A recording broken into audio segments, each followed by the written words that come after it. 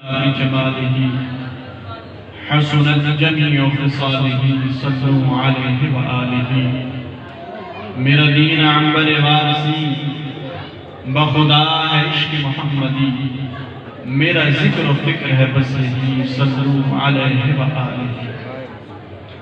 بیدم یہی تو پانچ ہیں مقصود کائنات، بیدم یہی تو پانچ ہیں مقصود کائنات، خیر النساء حسین حسن مصطفیٰ علی۔ حمد و ثنا کے بعد واجب الاحترام بزرگوں، دوستوں، السلام علیکم ورحمۃ اللہ تعالی وبرکاتہ۔ رب العالمین کی عطا سے، اس کے فضل سے، اس کی عنایت سے، اس کے کرم سے رب العالمین نے ہمیں اس طرح جمع فرمایا اور اس ذکر خیر کے لیے جمع فرمایا اور اس ذکر کی اور اس شہادت کی یاد کے لیے جمع فرمایا کہ جو نبی کریم علیہ السلام کی سنت ہے، یعنی کہ امام حسین رضی اللہ عنہ کی شہادت کو یاد کرنا، یہ آقا دو جہاں سرور کون و مکان صلی اللہ علیہ وسلم کی سنت ہے، آپ کا طریقہ ہے اور آپ نے ایسا فرمایا ہے۔ میری حاضری فقط اس سبب سے ہے کہ جب مجھے حکم ہوا کہ آپ نے آنا ہے تو وقت اور حالات کو دیکھتے ہوئے آنے کا کوئی ارادہ نہیں، لیکن اسی وقت خیال آیا کہ بلایا کس سبب سے جا رہا ہے۔ سبب کیا ہے بلانے کا؟ سبب ہے آل رسول کا ذکر۔ چونکہ جس طرح کے کشمکش اور حالات میں میں اس وقت چل رہا ہوں، میرے دوست جانتے ہوں گے کہ بیٹے کی ابھی پیدائش ہوئی، اس کی طبیعت ناساز، اس میں وقت دینا، گھر میں وقت دینا، زوجہ کو وقت دینا، یہ ساری سلسلہ ایک ایسا ہے کہ میں کہیں جانے سے قاصر ہوں۔ یہ ایک دم خیال آیا کہ یہ محفل کس کی ہے؟ محفل کرانے والوں کا منہ نہیں ہے کہ ان کی وجہ سے آیا ہے، جس کی محفل ہے ان کی تصدق سے اور ان سے خیرات لینے کے لیے آیا ہے کہ ان کا ذکر ہو جائے گا، اور اس ذکر کی برکت سے مجھے امید ہے کہ اللہ میری مشکلات میں آسانی کرے۔ تو یہ عقیدہ اور یہ سوچ، یہ بتانے کا مقصد یہ ہے کہ یہ سوچیں اور اس پہ غور کریں کہ ہم تو توسل والے لوگ ہیں، کہ ہم وسیلہ تلاش کرتے ہیں، کیونکہ قرآن بھی ہمیں وسیلے سے ملا، براہ راست ہم تک قرآن نہیں آیا، وسیلہ رسول خدا کے ساتھ ہے صلی اللہ علیہ وسلم۔ تو بآواز بلند آقا دو جہاں سرور کون و مکان کی ذات پر سب سے پہلے درود پڑھیے، پھر اپنے موضوع کو آگے لے کر چلتے ہیں۔ الصلاۃ والسلام علیک یا رسول اللہ، الصلاۃ والسلام علیک یا حبیب اللہ، الصلاۃ والسلام علیک یا خاتم النبیین۔ اب درود پاک پڑھوانے کا مقصد وہ آیت سمجھانا ہے کہ جو آپ ہر نماز کے بعد دعا میں سنتے ہیں اور جب بھی فاتحہ دیتے ہیں اس میں بھی سنتے ہیں۔ اعوذ باللہ من الشیطان الرجیم، رب لم یزل نے ارشاد فرمایا ان اللہ و ملائکتہ یصلون علی النبی یا ایھا الذین آمنوا صلوا علیہ وسلموا تسلیما۔ اب آیت کا پہلا جز ہے کہ اللہ اور اس کے ملائکہ نبی کریم علیہ السلام پر رحمت اور درود بھیجتے ہیں۔ اللہ کی جس طرح شان ہے وہ اس طرح بھیجتا ہے، کما یلیق بشانہ، کیسا کہ اس کی شان کے لائق ہے۔ اس کے بعد رب لم یزل نے حکم ارشاد فرمایا یا ایھا الذین آمنوا صلوا علیہ وسلموا تسلیما. آخر کے جو لفظ ہیں ان پہ غور کیجیے. صلوا علیہ، درود پڑھو ان پر. وسلموا تسلیما، صلو فرمایا ایک مرتبہ، سلموا تسلیما فرمایا 2 مرتبہ. یہاں ایسے لوگ بھی موجود ہوں گے جو عربی گرامر سے واقف ہوں گے. صلو فرما دیا، درود پڑھو، ہم نے پڑھ لیا درود. سلموا تسلیما کیوں فرمایا؟ کہ سلام پڑھو اور خوب سلام پڑھو. کیا وجہ ہے اس کی؟ تو جو عربی جانتے ہیں وہ بخوبی سمجھ گئے ہوں گے کہ جب ایک فاعل آتا ہے، ایک فعل آتا ہے، یعنی کام جو کیا جا رہا ہے، سلموا سلام کرنا، یہ کام ہے. اب اسی کے جیسا ایک مصدر آ جائے، یعنی اسی کے جیسی ایک شکل کا دوسرا لفظ آ جائے، آسان لفظوں میں سمجھاؤں، تو اس سے اس حکم میں تاکید پیدا ہو جاتی ہے. اس حکم میں تاکید یعنی اس کام کو کرنے کے بے شمار فوائد ہیں. اور آپ نے بارہا وہ حدیث سنی ہوگی کہ نبی کریم علیہ السلام نے ارشاد فرمایا کہ جو شخص مجھ پر درود پڑھتا ہے اس کی 10 سیئات کو مٹا دیا جاتا ہے اور 10 درجات میں بلندی کر دی جاتی ہے. تو درود پڑھنے سے کس کا فائدہ ہوا؟ درود پڑھنے سے جواب دیجیے. درود پڑھنے سے ہماری ذات کا فائدہ ہوا. سلام پڑھنے سے بھی ہماری ذات کا ہی فائدہ ہے، لیکن اس میں ڈبل فائدہ ہے. ہم انسان ہیں، ہم کو ڈبل کی طرف بھاگتے ہیں کہ جہاں زیادہ سے زیادہ ہو وہاں ہم جانے کی کوشش کرتے ہیں. اب سلام سے کیا فائدہ ہوگا؟ سلام سے آپ کی جان پہچان، آپ کا تعارف اس ذات سے ہوگا جس پر آپ سلام پڑھ رہے ہیں. ایک مثال کے طور پر میں یہاں ایک ایسا شخص بھی ہے جس کو نہیں جانتا، میں اس سے سب سے پہلے کیا کروں گا؟ یہ پوچھوں گا ہاں بھائی تمہارا نام کیا ہے؟ ایسا نہیں. ہمارا طریقہ کار یہ ہے کہ سب سے پہلے ہم سلام کرتے ہیں، سلام سے ہم جان پہچان کرتے ہیں، پھر آگے بڑھتے ہیں، پھر پیشہ پوچھتے ہیں، پھر باقی ساری چیزیں پوچھتے ہیں، کام پوچھتے ہیں، رہائش پوچھتے ہیں، حسب و نسب پوچھتے ہیں. وہ ساری چیزیں بات ہیں. پہلا کام سلام کا. سلام کیا، میری جان پہچان اس شخص سے ہو گئی اور میں بات کرنے کے لائق ہو گیا اس سے. تو سلام اسی لیے فرمایا 2 مرتبہ کہ جب آپ سلام کریں گے تو آپ اس قابل ہو جائیں گے کہ آپ کا تعلق رسول اللہ صلی اللہ علیہ وسلم سے ہو جائے گا، اور اس دستے میں آپ کا نام لکھ لیا جائے گا کہ جس میں سلام کرنے والوں کے نام لکھے جائے، تاکہ قیامت کے دن جب وہ دستہ کھولا جائے تو اس لسٹ کو جب چیک کیا جائے تو آپ کا بھی نام. اسی لیے سلام بھی پڑھیں ہیں، درود بھی پڑھیں، کیونکہ درود کا بھی فائدہ اور سلام کا بھی فائدہ. اب چونکہ محفل ذکر شہادت امام حسین ہے، اہل بیت کی محفل ہے، تو جن سے اہل بیت ہے اگر ان کا تذکرہ نہ کیا جائے تو اہل بیت کا تذکرہ کوئی معنی نہیں. پہلے اس ذات کا تذکرہ ہوگا کہ جس نے اہل بیت کو اہل بیت بنایا. اب وہ ذات کون سی ہے؟ آپ اگر قرآن میں غور کریں تو آپ نے کئی آیات ایسی دیکھی ہوں گی کہ جس میں اللہ تبارک و تعالیٰ نے لفظ قل، قاف نام پیش، قل یہ ارشاد فرمایا. جیسے قل هو اللہ احد، قل اعوذ برب الفلق، قل اعوذ برب الناس. اب پہلی وحی اقرأ بسم ربک الذی خلق نازل ہوئی. جب یہ وحی نازل ہوئی، یہ قرآن کا حصہ ہے، یہ بتانے والی ذات کون ہے کہ یہ قرآن ہے. اقرأ بسم ربک الذی خلق، یہ قرآن ہی یہ بتایا کس نے؟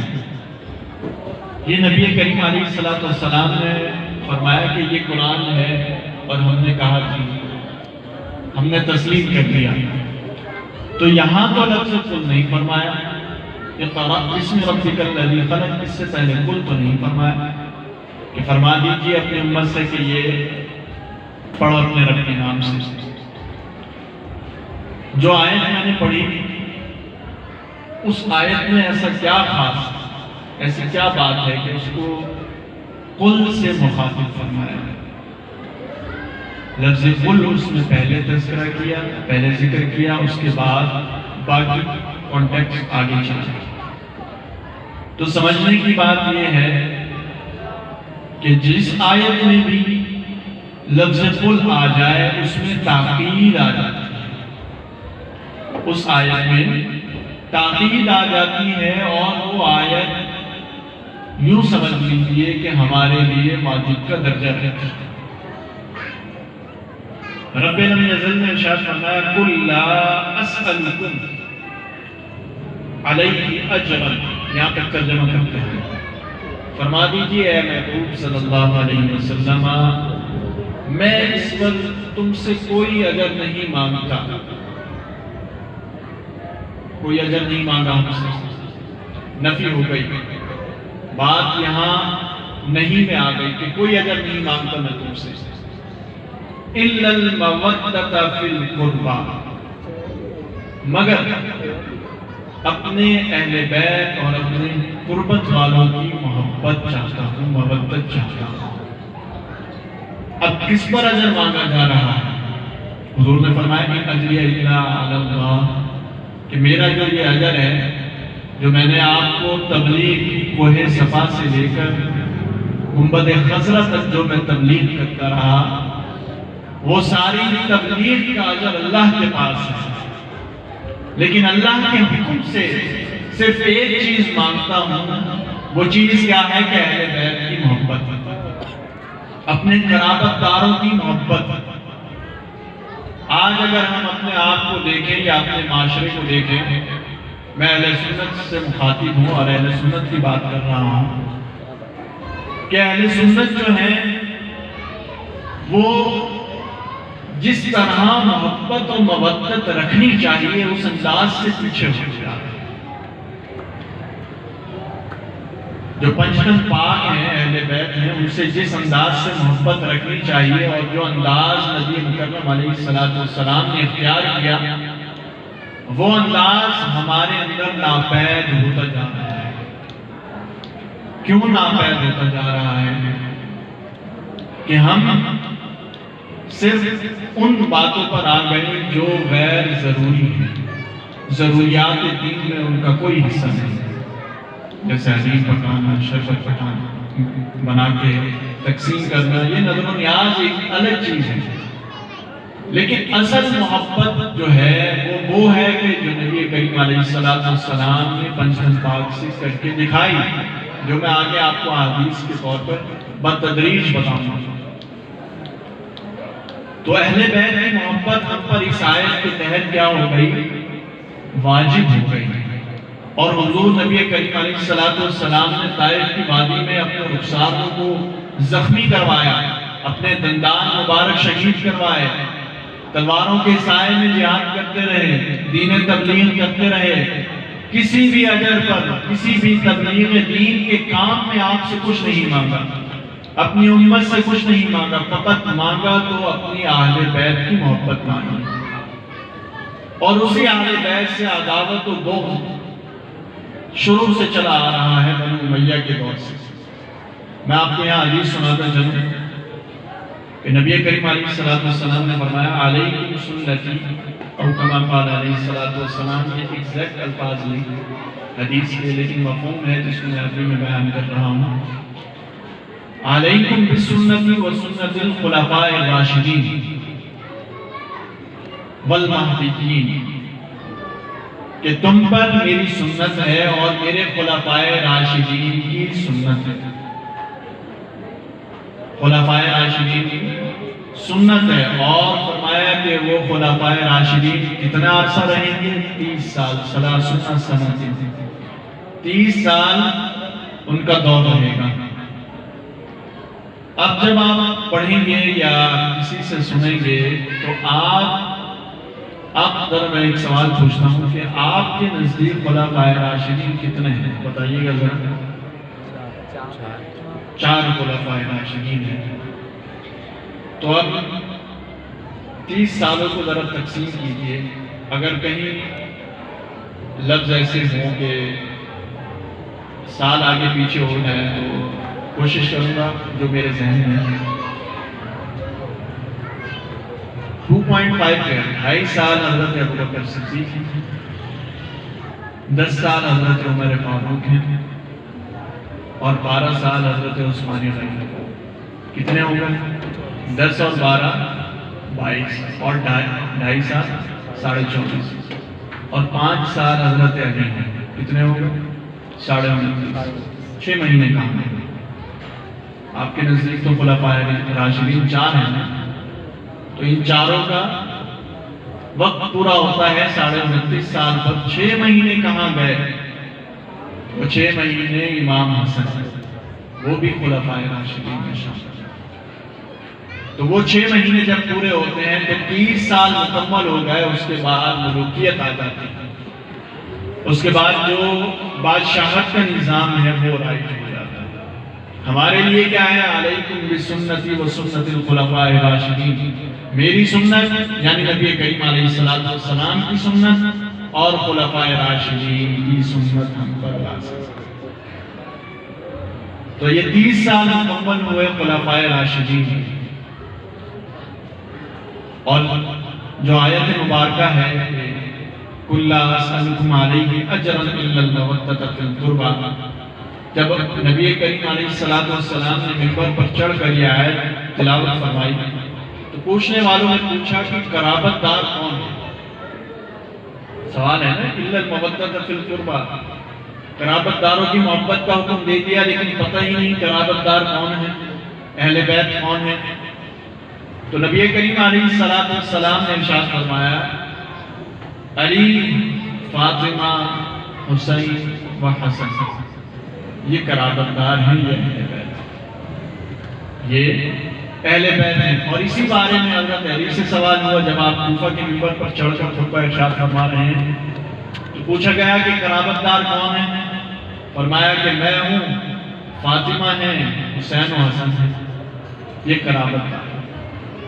اب آیت مباہلہ آپ سورہ آل عمران میں جب پڑھتے ہیں، جب عیسائیوں سے مباہلہ ہوا تو کون سی 5 اشخاص، کون سی 5 ہستیاں گئی تھی مباہلے کے لیے، اور چادر میں کن کو لیا تھا؟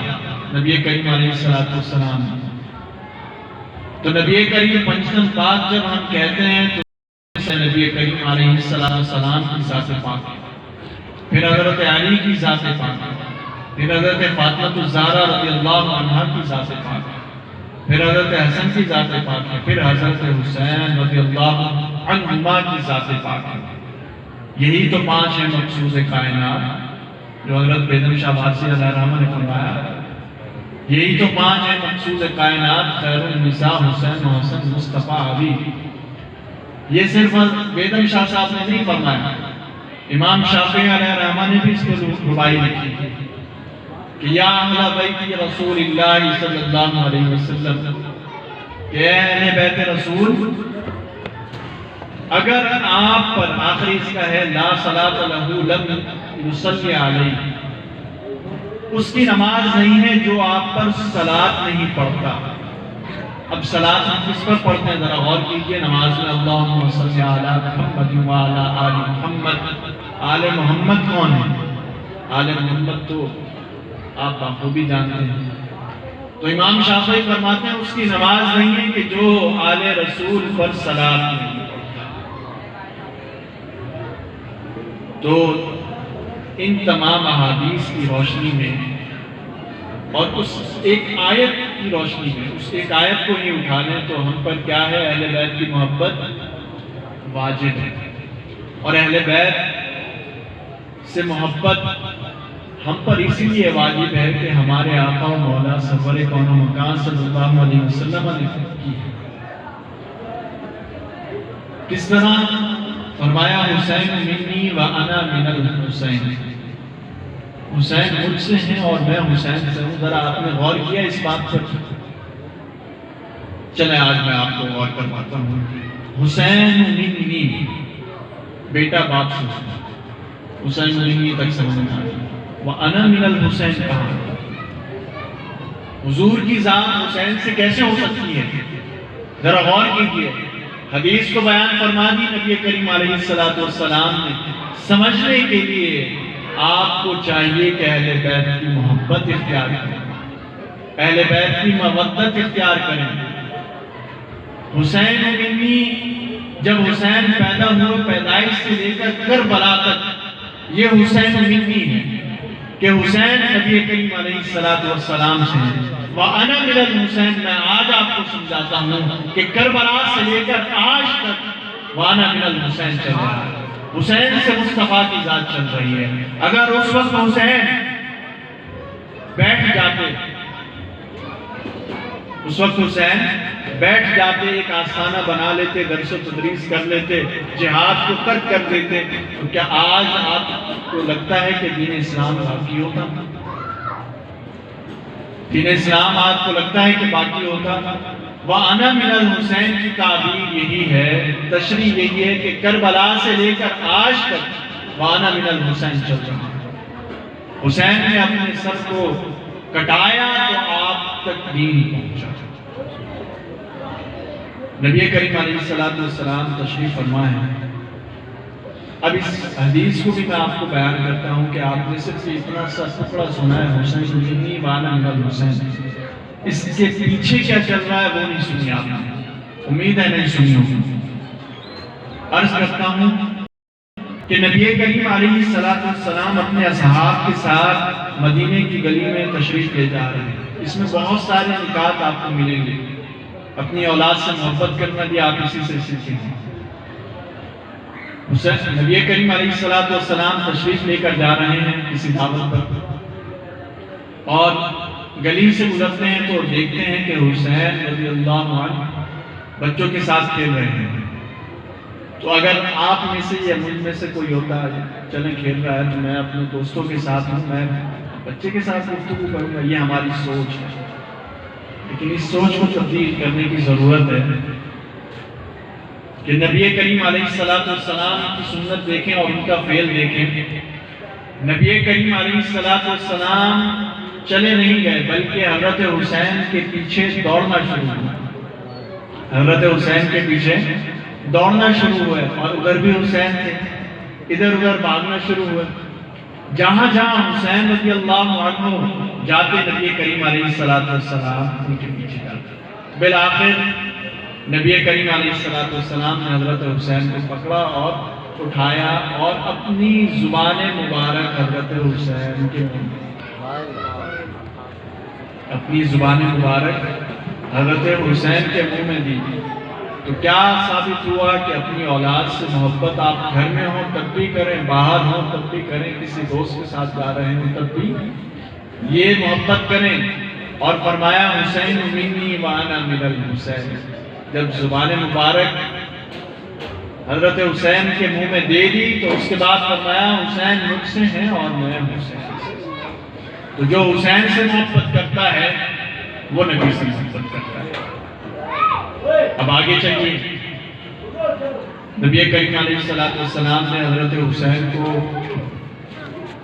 کاندھوں پر بٹھایا ہوا ہے، اور ایک شخص صحابی گزرتا ہے تو وہ کہتا ہے کہ کیا ہی خوش نصیب سواری ہے، سوار ہے، بیٹھنے والا کیا ہی خوش نصیب ہے کہ نبی کریم علیہ السلام کے کندھوں پر جلوہ افروز ہے۔ قربان جائیے نبی کریم علیہ السلام کے جواب میں فرمایا تم تو سواری کو دیکھ رہے ہو، سوار کو دیکھ رہے ہو، لیکن یہ دیکھو کہ سواری کون ہے، سوار ہونے والا کون ہے۔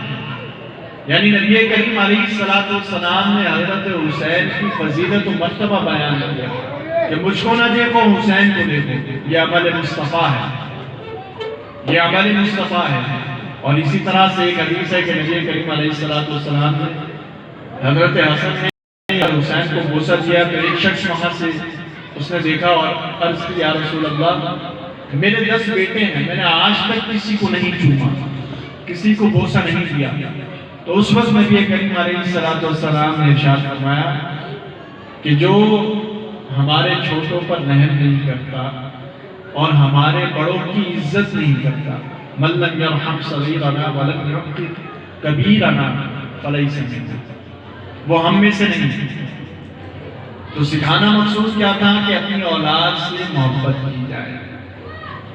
اب ایک اور حدیث سناتا ہوں کہ جس کو سن کر آپ کا ایمان بھی تازہ ہوگا اور سنت مصطفیٰ دیکھیے گا اس کو کہ ایک طرف حضرت حسین ہے اور ایک طرف نبی کریم علیہ السلام کے صاحبزادے سیدنا ابراہیم جن کا وصال بچپن میں ہی ہو گیا تھا.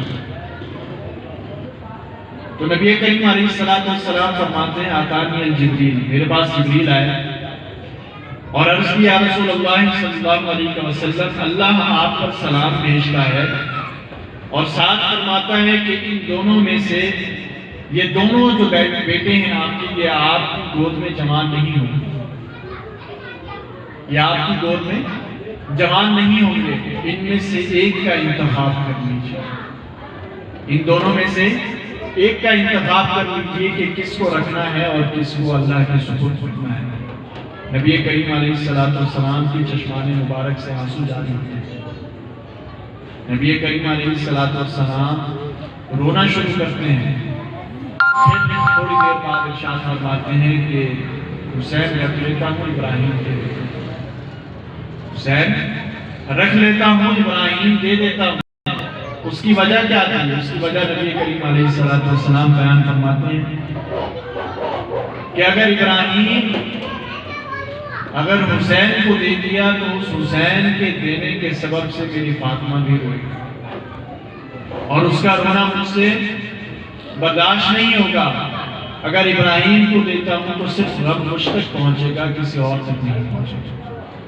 تو اب ذرا غور کیجیے، نبی کریم علیہ السلام رو رہے ہیں اور رونا نبی کریم علیہ السلام کی سنت. ایک اور حدیث سناتا ہوں. نبی کریم علیہ السلام کے پاس حضرت جبریل آئے اور کربلا کی مٹی لا کر دی اور نبی کریم علیہ السلام نے ام سلمہ سے فرمایا کہ یہ مٹی رکھ لو. اور جبریل آئے تھے میرے پاس، انہوں نے عرض کی کہ آپ کی امت آپ کے نواسی کو شہید کر دے گی، قتل کر دے گی. حدیث میں الفاظ ہیں قتل کر دے گی، شہید کر دے گی. تو فرمایا کہ جب یہ مٹی اور اس جگہ کا نام بھی بتایا کہ یقال لہا کربلا، اس جگہ کو کربلا کہا جائے گا. تو نبی کریم علیہ السلام نے حضرت ام سلمہ سے کہا، فرمایا کہ جب یہ مٹی سرخ ہو جائے تو سمجھ لینا کہ حسین کو شہید کر دیا گیا. اور یہ بتاتے ہوئے نبی کریم علیہ السلام رو رہے ہیں. ابھی شہادت نہیں ہوئی، جب شہادت ہوئی ہوگی تو کیا عالم ہوگا وہ حدیث بھی آپ کو سناؤں گا. ابھی شہادت نہیں ہوئی، ابھی گود میں ہیں، اس وقت نبی کریم علیہ السلام رو رہے ہیں. تو حضرت حسین کی شہادت پر رونا نبی کریم علیہ السلام کی سنت ہے. مارنا پیٹنا یہ سنت نہیں ہے، کیونکہ نبی کریم علیہ السلام نے نوحہ خوانی کرنے والے پر اور ماتم کرنے والے پر لعنت فرمائی ہے. یہ حدیث ہے. اپنی آنکھوں کو غم حسین میں تر کرنا یہ نبی کریم علیہ السلام کی سنت ہے. اور ایسی سنت ہے کہ اپنا بیٹا دے دیا لیکن اپنی لخت جگر کو تکلیف نہیں. حضرت فاطمہ کی تکلیف برداشت نہیں ہوئی اور وہ فاطمہ ایسی ہیں اور ایسی محبت کرنے والی ہیں اپنے بابا سے کہ جب نبی کریم علیہ السلام اس دنیا فانی سے رخصت ہو گئے اور حضور نے حضرت فاطمہ کے کان میں ارشاد فرما دیا تھا کہ جب حضرت فاطمہ حضور کے پاس گئی تو کان میں ارشاد فرمایا، اپنے وصال کا تذکرہ کیا تو حضرت فاطمہ رونا شروع ہو گئی. پھر تھوڑی دیر بعد ارشاد فرمایا سب سے پہلے آپ آ کر مجھ سے ملیں گے. اس پر وہ ہنسنا شروع ہو گئی. تو حضرت عائشہ نبی کریم علیہ السلام کی زوجہ وہ یہ ماجرا دیکھ رہی ہیں اور پوچھتی ہیں حضرت فاطمہ سے تو وہ بیان کرتی ہیں کہ رونے کی وجہ یہ تھی کہ حضور نے فرمایا کہ میرا وقت وصال آ چکا ہے تو میں نے رونا شروع کر دیا. اور ہنسنے کی وجہ یہ ہے کہ فرمایا کہ سب سے پہلے تم مجھ سے آ کر ملو گے، اس پر میں نے ہنسنا شروع کر دیا۔ حضرت فضہ، یہ حضرت فاطمہ الزہرا رضی اللہ عنہا کی خادمہ ہیں، انہوں نے آپ کی کئی سال خدمت کی، حبشہ کی۔ جب حضرت حسین کو شہید کر دیا گیا تو کئی اصحاب ان کے پاس گئے اور ان سے پوچھا کہ ہمیں حضرت فاطمہ الزہرا کے بارے میں تو بتائیے۔ وہ فاطمہ الزہرا بیان کرتی ہیں کہ جب حضور نبی کریم علیہ السلام کا وصال ہو گیا تو حضرت فاطمہ الزہرا آہ و بکا گریہ زاری میں اس قدر حزن کے عالم میں تھی، اس قدر غم کے عالم میں تھی کہ رات کو گھر سے باہر نکل جاتی تھی، رات کو گھر سے باہر نکل جاتی تھی، گھر پر چین نہیں آتا تھا۔